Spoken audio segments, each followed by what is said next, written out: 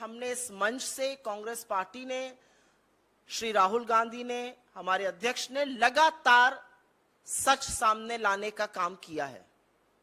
इस मंच से हमने वो सारे सवाल उठाए हैं जो आज इस देश के मन में हैं कि इस देश के प्रधानमंत्री, उनकी चुनी हुई सरकार, उनके तमामों मंत्री, उनके सांसद, पूरा तंत्र भ्रष्टाचार से घिरे गौतम अडानी को बचाने में क्यों लगा हुआ है। पर सच को छुपाया नहीं जा सकता है। भले मोदी जी और उनका पूरा तंत्र आज अडानी जी का बचाव करें, सच तो अंततोगत्वा सामने आएगा ही आएगा। लेकिन आज मैं इस मंच से आपको अडानी जी के समधी की कहानी सुनाती हूं, और वो कहानी सुनानी जरूरी है क्योंकि वो भी एक भगोड़े हैं। वो भी देश पर करोड़ों रुपए की चपत लगाकर मेहुल भाई और नीरव भाई की तरह भाग चुके हैं। अडानी जी के समधी हैं, उनका नाम है जतिन मेहता। नाम तो आपने सुना ही होगा। Vinson diamonds, forever precious jewellery, Suraj diamonds, इन सब के मालिक हैं। याद आना चाहिए आपको, ये वही कंपनियां हैं जिन्होंने पंजाब नेशनल बैंक और तमाम अन्य भारतीय सरकारी बैंकों पर चपत लगाई 7,000 करोड़ रुपए की। $1 बिलियन की चोरी कर कर ये आदमी हिंदुस्तान से भाग गया, दूसरी जगह का नागरिक बन गया, और सरकार ने आंखों पर पट्टी और मुंह में दही जमाकर कुछ भी नहीं किया इसके खिलाफ। ये जतिन मेहता अडानी जी के समधी की कहानी है। लेकिन हम ये कहानी इसलिए सुना रहे हैं क्योंकि जतिन मेहता के भागने में, उनके पैसे के गबन में, उनकी काली करतूतें पूरी तरह से अडानी स्कैम से जुड़ी हुई हैं। मैं बहुत कुछ पहनने से पहले थोड़ा सा जतिन मेहता और उनकी पत्नी जी के बारे में आपको और बता देना चाहती हूं। जतिन मेहता जी की लड़की की शादी गौतम अडानी के बड़े भाई विनोद अडानी की लड़के से हुई है, इसलिए वो परिवार के समधी हैं। अब इससे ज्यादा घनिष्ठ संबंध दूसरा शायद ही कोई होता होगा। जतिन मेहता और उनकी पत्नी ने 2 जून 2016 को भारत की नागरिकता छोड़कर कैरिबियन में, जो अंतरराष्ट्रीय टैक्स हेवन है, सेंट किट्स में, वहां की नागरिकता ले ली। वहां से एक्स्ट्राडिशन की हमारे पास कोई ट्रीटी नहीं है। सरकार फिलहाल हाथ ही मल रही है। अगर आप सरकार के सर्वोच्च व्यक्ति से पूछ लीजिएगा कि क्या कार्रवाई हो रही है, तो नील बटा सन्नाटा। हमारी तरफ कहा जाता है नील बटा सन्नाटा, 0, शून्य कार्रवाई हो रही है जतिन मेहता के खिलाफ। असल में यूके के अंतरराष्ट्रीय बैंकों द्वारा जतिन मेहता पर केस चलाया जा रहा है, लेकिन उससे भारत में जो उन्होंने फ्रॉड किया है, जो $1 बिलियन करीब 7,000 करोड़ रुपए की चपत लगाकर जो वो भग गए, उससे भारत की कार्रवाई और भारत के किसी बैंक का कोई लेना देना नहीं है। तो नील बटा सन्नाटा कार्रवाई मोदी जी जतिन मेहता के खिलाफ कर रहे हैं। अब आपको समझाते हैं कि वो ऐसा क्यों कर रहे हैं। वो ऐसा इसलिए कर रहे हैं क्योंकि मेहुल भाई हो गए या नीरव मोदी हो गए या जतिन मेहता जैसे चोर और भगोड़ों के तार अडानी के काले कारनामे, अडानी की काली करतूतों से जुड़े हुए हैं।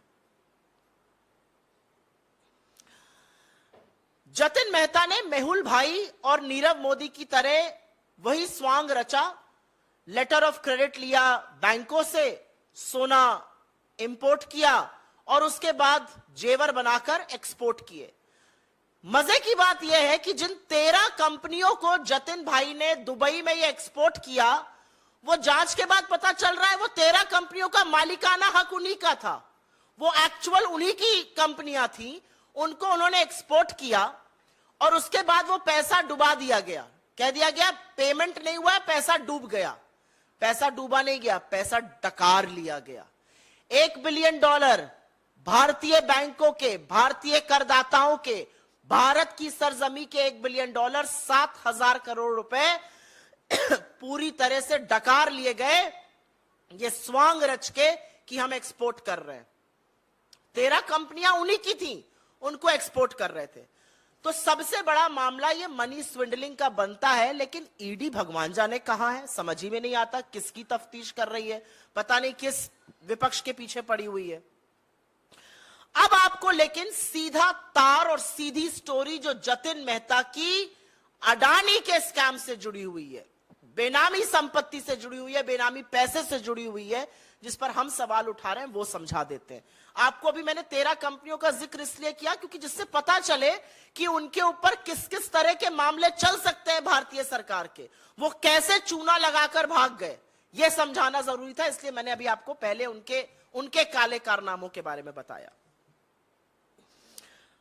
मोंटेरोसा नाम का एक कंपनियों का समूह है, ये शेल ग्रुप्स की मालिक है, मॉरिशस स्थित है मोंटेरोसा। इसका जिक्र तमाम रिपोर्ट्स में भी हुआ है, इसकी बखिया भी काफी अब खुल रही है, कलई खुलती जा रही है।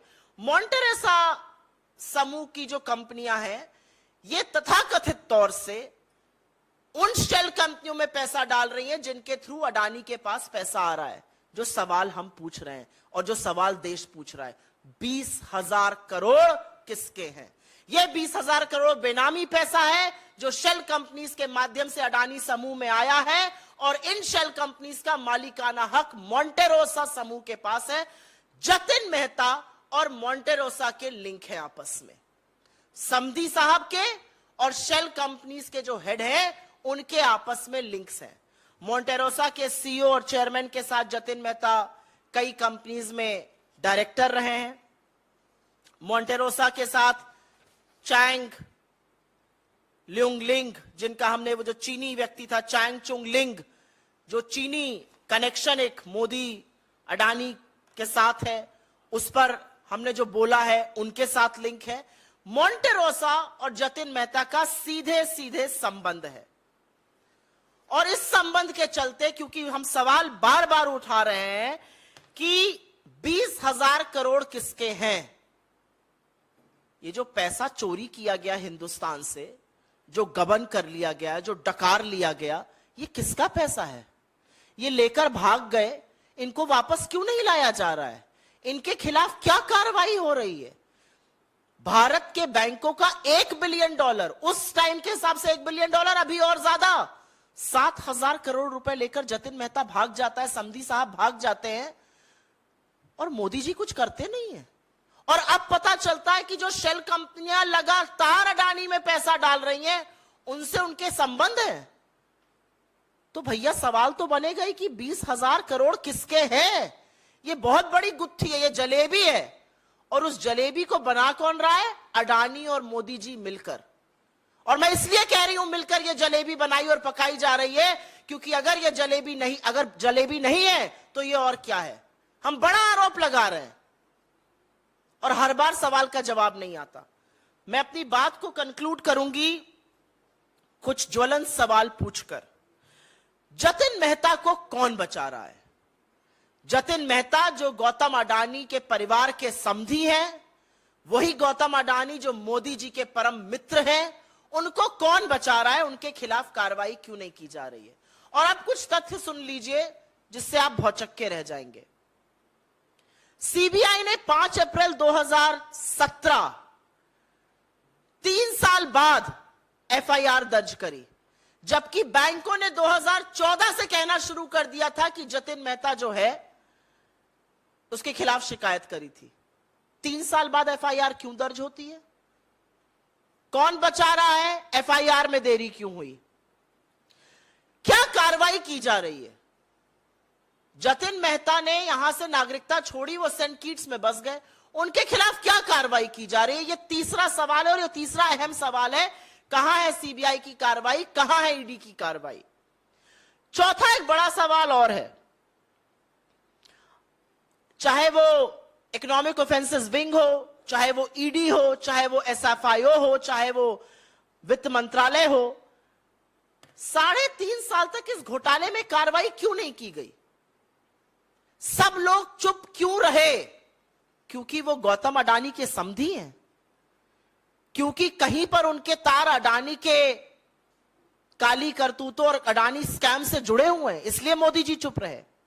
एक और बड़ा सवाल है, विदेश मंत्रालय, गृह मंत्रालय, वित्त मंत्रालय सहित इतना बड़ा धोखा करके एक आदमी भाग जाता है, दूसरे देश की नागरिकता लेता है अपनी पत्नी के साथ, इनको एनओसी किसने दी? यह बड़ा सवाल है। ऐसे नागरिकता नहीं मिल जाती है। No objection certificate Jatin Mehta ji जैसे आदमी को किसने दिया?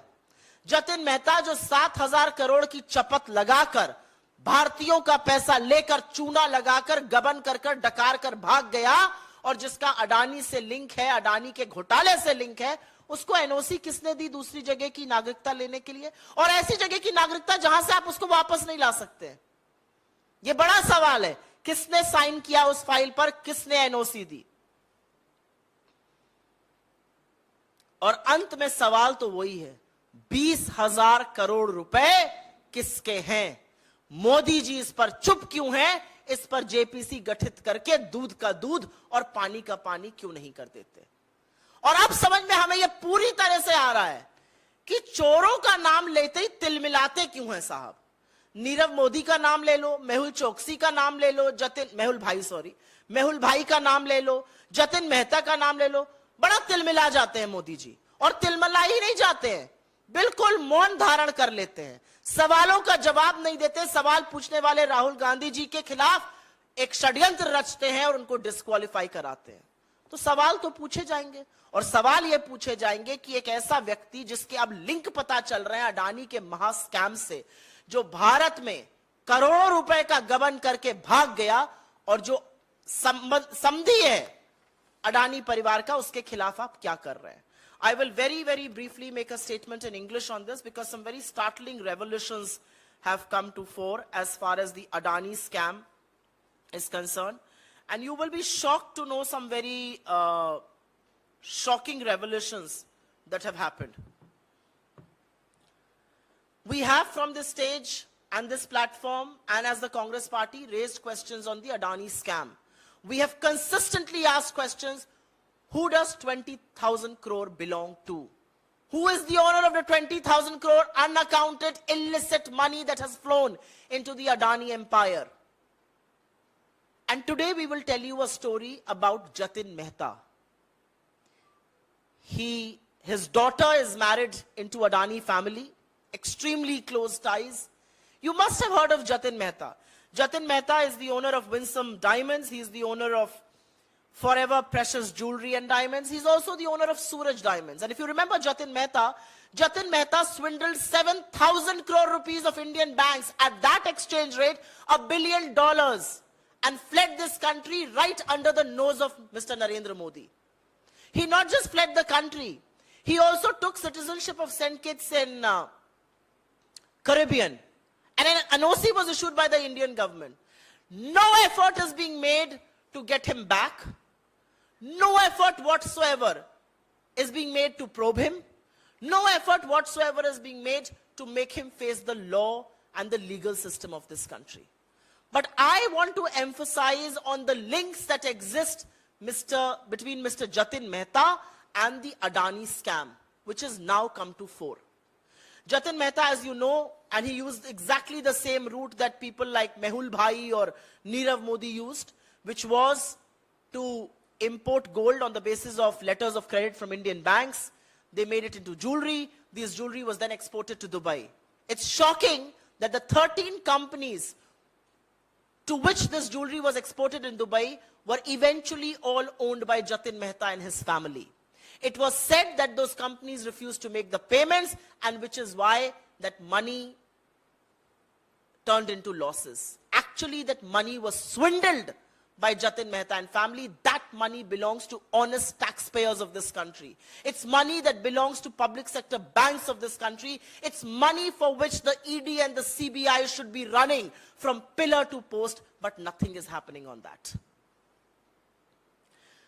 The bigger story here, however, is that Jatin Mehta has a direct link to the Adani scam. There is a group of companies based out of Mauritius, allegedly the owners of the shell companies, that are pumping in money into the Adani group by the name of Monte Rosa. Jatin Mehta has direct links with Monte Rosa. In fact, Monte Rosa's chairman and CEO served as director in 3 companies alongside Jatin Mehta. Monte Rosa also has links with Chang Chungling, the Chinese suspicious national who is a part of the Communist Party of China and who've been talking about very frequently. But the question is, Why is the government not acting against these fugitives? Why is the government not acting against people like Jatin Mehta or Mehul Bhai or Nirav Modi? Where has that probe reached? And which is why we are only raising some relevant questions. Who is protecting Jatin Mehta?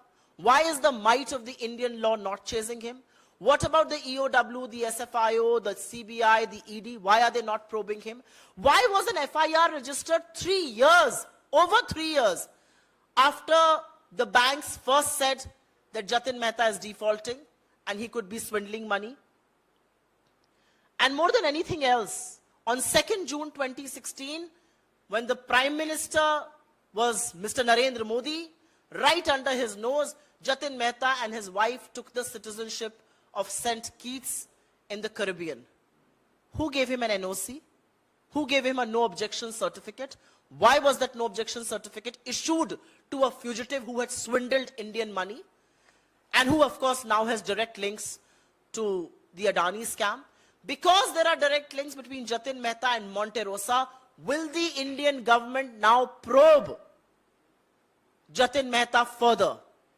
And the eventual question is, who does 20,000 crore belong to?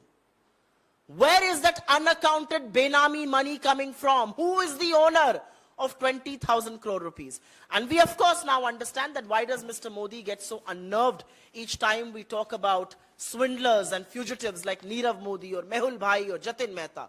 Because they are all eventually linked to his best friend Gautam Adani. They are all eventually linked to the scam, the biggest scam that has unfolded in the history of India, which is the Adani Gate. He refuses to answer questions on Adani. He refuses to answer questions on Nirav Modi, on Mehul Choksi, on Jatin Mehta. But through a conspiracy, he will disqualify Rahul Gandhi. The reality is that these are proofs before Indian institutions, Indian agencies. When will they act? That's the question. पहले suo motu के सवाल ले लेंगे, उसके बाद बाकी सवाल please.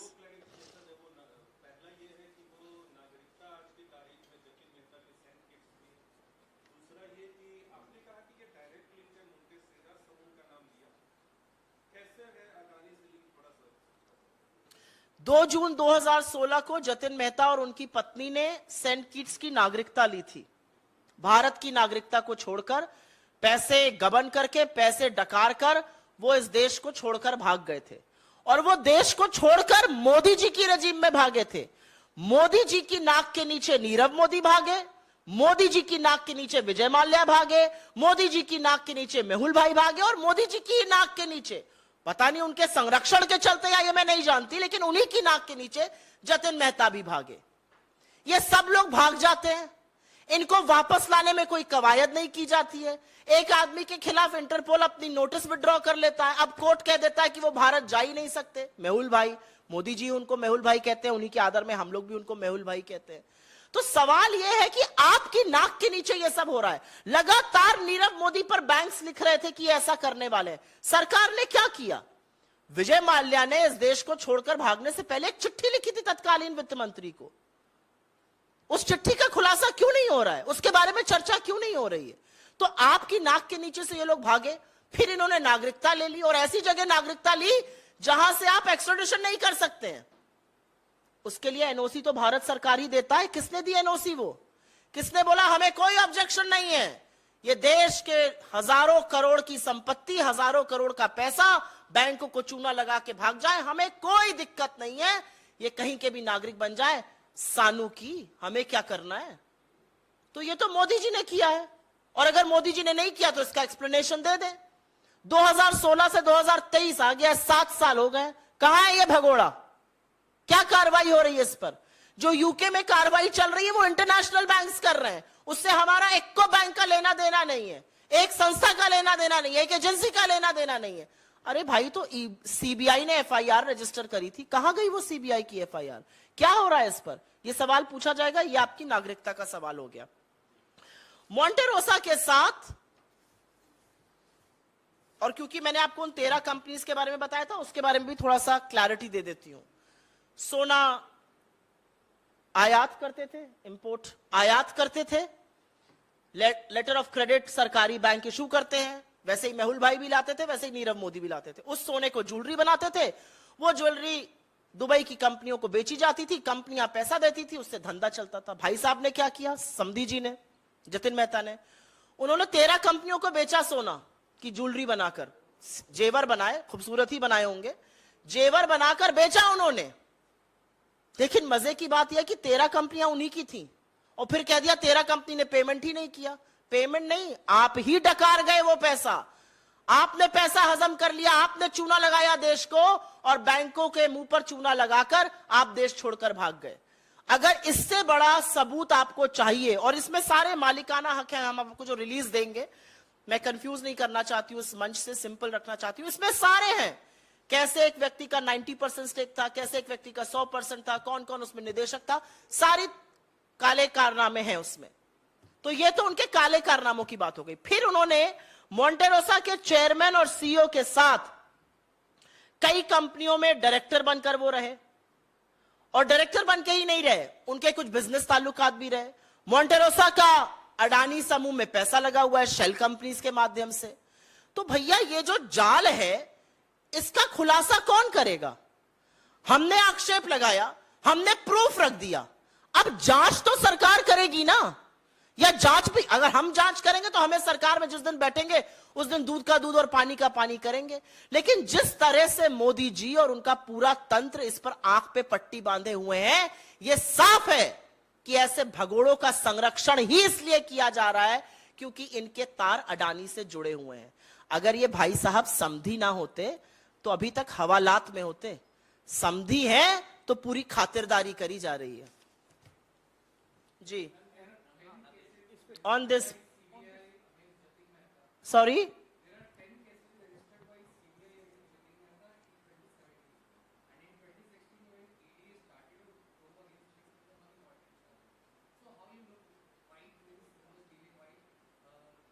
that's precisely the question that we are raising, that why a delay of 3.5 years after the banks first started complaining that he has swindled money? Why did it take 3.5 years for the FIR to be lodged? Because the first complaint before the CBI was made in 2014 February. It took them 3.5 years to lodge an FIR. It has taken them 7 years to do nothing. You are talking about an ED and a CBI case. You're saying 10 cases. There could be 1,000 cases. But those 1,000 cases are put in files, and those files are put in a locker, never to be touched. That's the reality. If the government wants to act, they need to question him. They need to bring him back to face the might of law in this country. They need to act against him. ED तो दौड़ दौड़ के विपक्षियों के यहाँ पहुंच जाती है, 1 minute की देरी नहीं करती। 4 गुना केसेस ईडी के हो गए 2014 से, 95% विपक्ष के खिलाफ है। अरे जिन लोगों ने इस देश का पैसे का गबन किया है, उनके खिलाफ ईडी क्यों नहीं एक्ट करती है? तो सवाल आपका बिल्कुल सही है, और सवाल का जवाब यह है, there are cases, but there is absolute inaction on those cases, because somehow, at least a case like this, completely links back and circles back to Gautam Adani. No, first this please. अभी आपका हो गया। हाँ,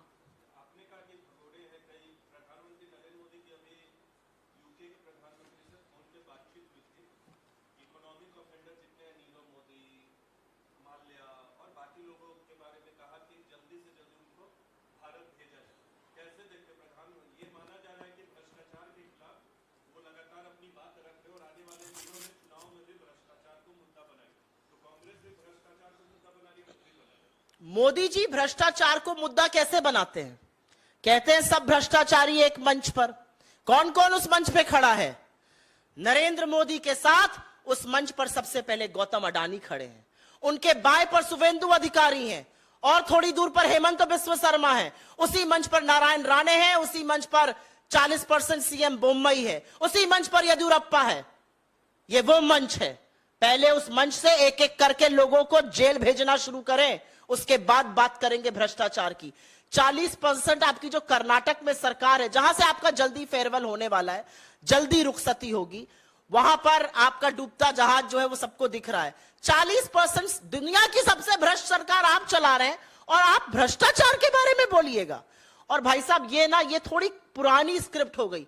मोदी जी ने फलां से phone पर बात करी, मोदी जी ने फलां से मुलाकात करी। आप मुलाकातें करिए, आप जबरदस्ती गले पड़िए, आप गलबहियां करिए, आप वो सब करते रहिए। वो सब कैमरे के लिए आप करते हैं, वो सारा देश जानता है, कैमरा आपको अच्छा लगता है। अरे प्रभु, 9 साल से सत्ता में है, अब ये सब छोड़ दीजिए कि फोन पर बात कर ली, फलाने से मुलाकात कर ली, आंख दिखाएंगे, सीना चौड़ा कर। अब 9 साल हो गए, अब कार्रवाई करिए। अब रुखसती का वक्त आ गया है, दिल्ली से जल्दी विदा होने वाली है। अब 9 साल हो गए, अब ये फोन पर बात कर ली, फलाना कर लिया, नहीं चलेगा। अब परिणाम दिखाने का वक्त है। रिपोर्ट कार्ड दिखाइए, करप्शन पर आपने क्या किया। उस पर आपका रिकॉर्ड नील बटा सन्नाटा है। इसी पर है जी।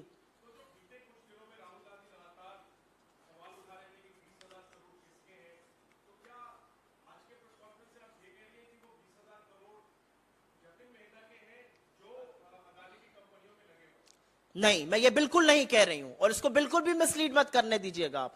मैं ये बिल्कुल नहीं कह रही हूं 20,000 करोड़ उसके हैं, लेकिन मैं ये जरूर कह रही हूं कि 20,000 करोड़ बेनामी पैसा अडानी समूह में लगा है। उस अडानी समूह में लगा है जिस अडानी की मोनोपोली है पोर्ट में, एयरपोर्ट में, रिन्यूएबल एनर्जी में, सीमेंट में, फूड एंड एग्रीकल्चर में, इतने सारे सेक्टर्स में ये पैर पसारे हुए अडानी समूह है। मोनोपोली और एकाधिकार दिया हुआ है मोदी जी ने, नियम बदल बदल के दिया हुआ है। ऐसे ग्रुप में 20,000 करोड़ बेनामी किसी के लगे हैं। वो पैसा किसका है, ये हम लगातार सवाल उठा रहे हैं। हम ये सवाल उठा रहे हैं कि समधी साहब 7,000 करोड़ की चपत लगाकर भाग गए। समधी साहब के भी उस शेल कंपनी के मालिकाना जिसका हक है उससे संबंध है। तो सवाल यह है कि ये पैसा किसका है। इस जाल का चक्रव्यूह जो ये जलेबी है, इसको सिंपल तरीके से जांच कब होगी। जेपीसी बिठाइए, दूध का दूध और पानी का पानी कीजिए। जी, any other questions on this? हाँ बताइए।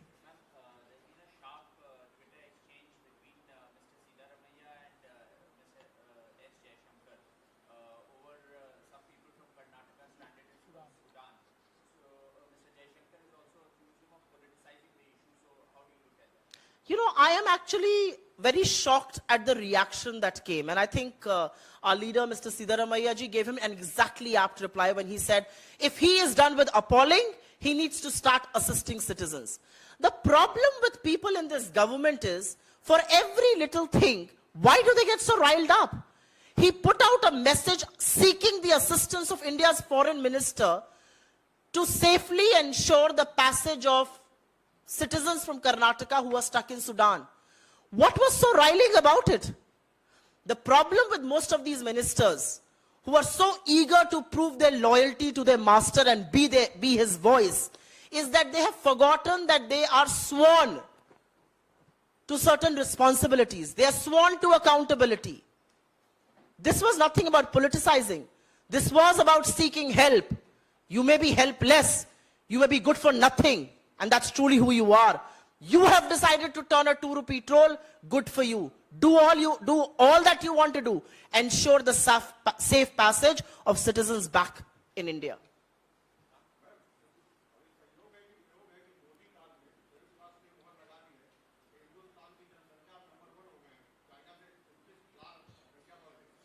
अब इसमें तो मोदी जी का कंट्रीब्यूशन होना थोड़ा मुश्किल ही होगा, मुझे लगता है। इसमें भी अब थैंक यू मोदी जी कहने लगे तो पता नहीं प्रहलाद जोशी जैसे या रवि किशन जी जैसे लोग हो सकता है इसमें भी थैंक यू मोदी के नारे लगाने लगे।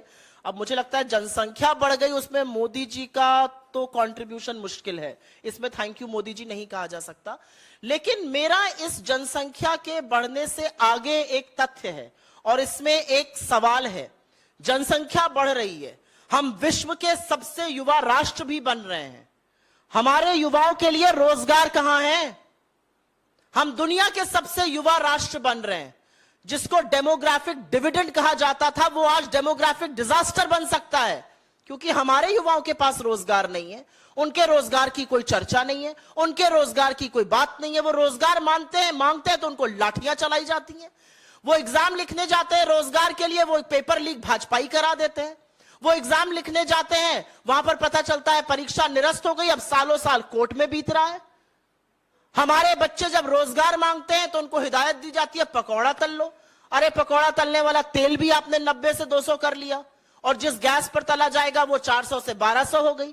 तो सवाल यह है कि जनसंख्या का बढ़ना या घटना दूसरी बात है, सवाल दूसरा है। सवाल यह है कि जो जनसंख्या बढ़ रही है और जो ज्यादा युवा आज आ रहे हैं, उनके लिए इस सरकार के पास क्या प्लान है?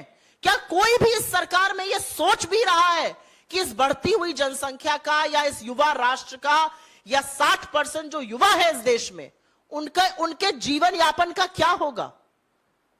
और मैं तीखी बात कह रही हूं जो मैं कहना नहीं चाहती थी।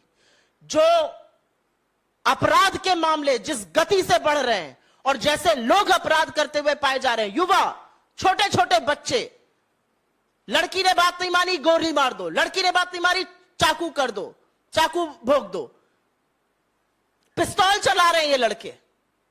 आपको नहीं लगता कि ये डेमोग्राफिक डिजास्टर है? क्योंकि इन युवाओं के पास रोजगार नहीं है। जिस व्यक्ति के पास भी रोजगार होता है, काम करने का कोई जरिया होता है, वो उस पर ध्यान देता है। खाली दिमाग शैतान का घर होता है। इसके बारे में चर्चा जरूर होनी चाहिए।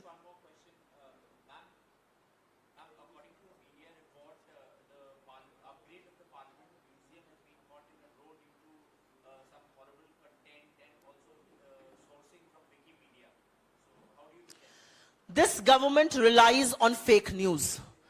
The BJP is the biggest fake news factory in the world. Why am I not surprised about this? They rely on Google, they rely on fake news, they rely on all kinds of unsubstantiated charges to run this government, and that's exactly what is happening.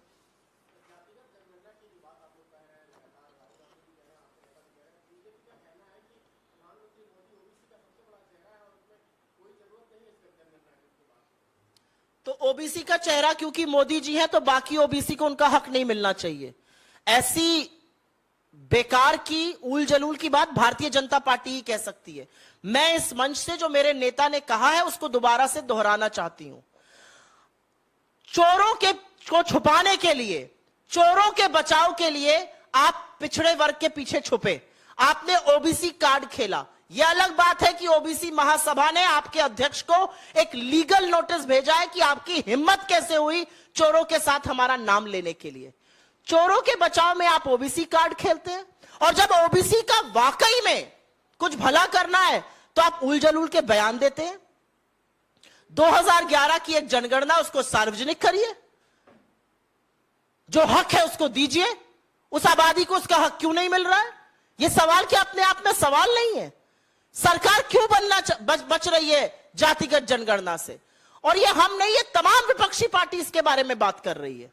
आप OBC का card, OBC को misuse, OBC को मिसरिपोर्ट करिएगा चोरों के बचाव में। मुंह की खानी पड़ी लीगल नोटिस के बाद। अब कोई बोलते हुए नहीं सुनाई देता है, लेकिन जब ओबीसी के भले की बात होगी, उनके हक की बात होगी, उनके हित की बात होगी, तो आप बगले झांकने लगते हैं। ये तो गलत बात है।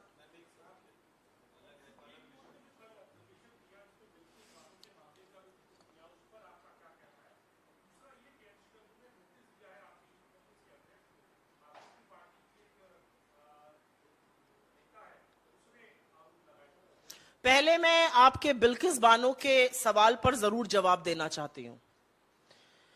सिर्फ कोर्ट ही नहीं, यह देश भी पूछता है कि आज वो बिल्किस है, कल वो कोई भी और हो सकता है। वो हम में से यहां पर बैठी हुई कोई भी महिला हो सकती है, वो सड़क पर आपकी बहन हो सकती है, वो कोई भी महिला इस देश की हो सकती है जिसके खिलाफ इतना जघन्य अपराध हुआ हो। अपराध छोटा मोटा नहीं था, अपराध सिर्फ गैंगरेप नहीं था। एक औरत ने, जिसने 2 दिन पहले बच्चा जाया था, उसके साथ रेप हुआ, उसके बच्चे की हत्या हुई। उसकी 3 साल की बच्ची का सिर फोड़ दिया गया दीवार पर। परिवार के 11 सदस्यों की हत्या हुई। कोई सोच सकता है उसने क्या झेला इन सालों में? और उसके बाद सरकार कहती है, गुजरात की सरकार और केंद्र की सरकार, कि ये फाइल्स प्रिविलेज है। क्या प्रिविलेज है इसमें? ये नेशनल सिक्योरिटी का मामला है, ये राष्ट्रीय सुरक्षा का मामला है, ये एक महिला की अस्मिता, एक महिला के हक, उस जघन्य अपराध के खिलाफ इस देश की आत्मा का मामला है। आपको सच बताना पड़ेगा, किस आधार पर आपने इतने जघन्य अपराधियों को रिलीज किया और किस आधार पर आपके लोगों ने उन्हें संस्कारी कहा। सुप्रीम कोर्ट ने जो सवाल पूछा है वो बिल्कुल सही सवाल है। और आज इस देश की हर औरत पूछती है, ऐसे लोगों को बचाते हैं मोदी जी और उनके लोग। और कहां है स्मृति ईरानी जी, कहां है बाकी नेत्रियां,